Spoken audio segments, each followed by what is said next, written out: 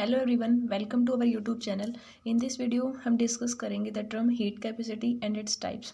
देखिए, फर्स्ट आपको पता होना चाहिए कि हीट कैपेसिटी का मीन्स हम यहाँ पे हीट को मेजर करेंगे। देखिए, ये आपको पता है कि जैसे फॉर एग्जांपल ये कोई भी सिस्टम है आपका, जब हम उसको हीट देते हैं, जब कोई भी सिस्टम हीट को ऑब्जॉर्व करता है तो उसका टेम्परेचर क्या होता है, इंक्रीज होता है।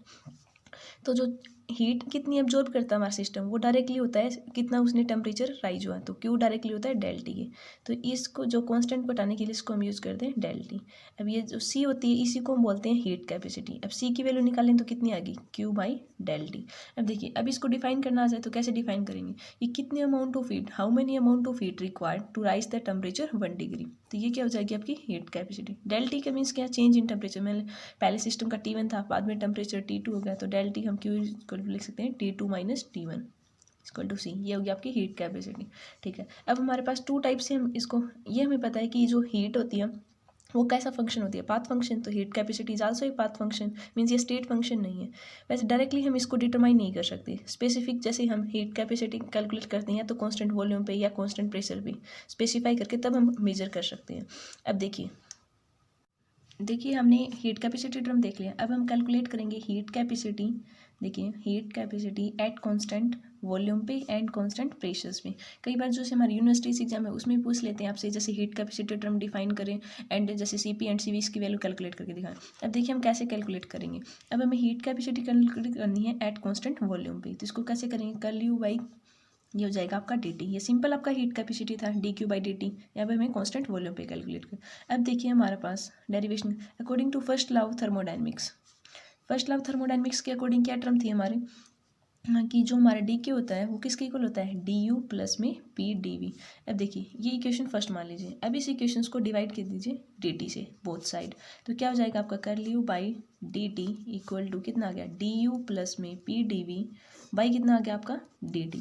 अब देखिए, अब हमें क्या करना है, ये हमें पता है कि देखो कांस्टेंट वॉल्यूम पे निकालें। हमने एक प्रोसेस डिस्कस किया था आइसोकोरिक। आइसोकोरिक प्रोसेस कौन सा था, जहाँ पे वॉल्यूम क्या थी, constant. Iso means same, volume constant होती है, दैट मीन्स यहाँ पे चेंज इन वॉल्यूम क्या होगी, जीरो।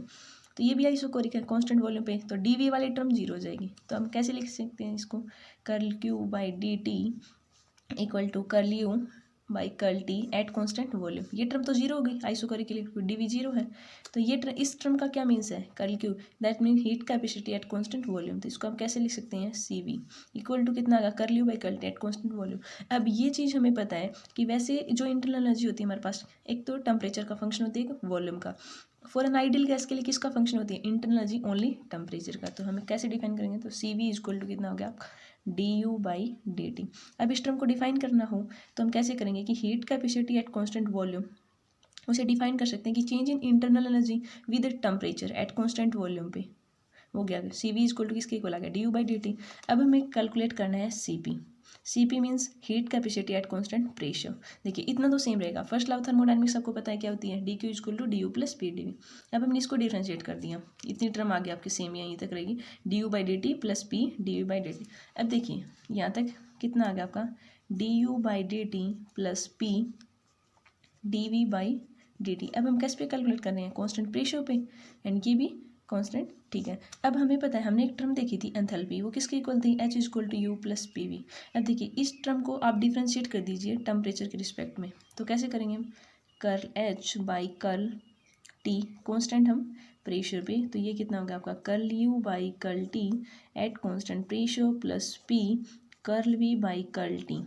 ठीक है, अब इन दोनों इक्वेशंस को कंपेयर कीजिए तो क्या आ गया आपके पास, ये चीज़ तो सेम ही है, पी कर ले टू।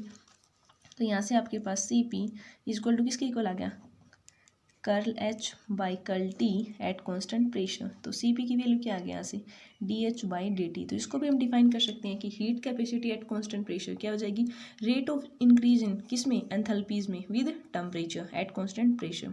तो ये टू टर्म्स हैं, जैसे पूछ लेते हैं आपसे कि हीट कैपेसिटी क्या होती है, कि हम सीधा डिफाइन करते हैं Q by del T. Q means कितनी amount of heat require temperature को 1 डिग्री राइज करने के लिए। फिर हमने टू टर्म पढ़ी है, सी पी क्या होता है, सी वी क्या होता है। C P means heat capacity at constant pressure, वो होता है D H by D T, and जो C V heat capacity at constant volume होता है D U by D T. I hope आपको डेरिवेशन समझ आया होगा। Thanks for watching my channel.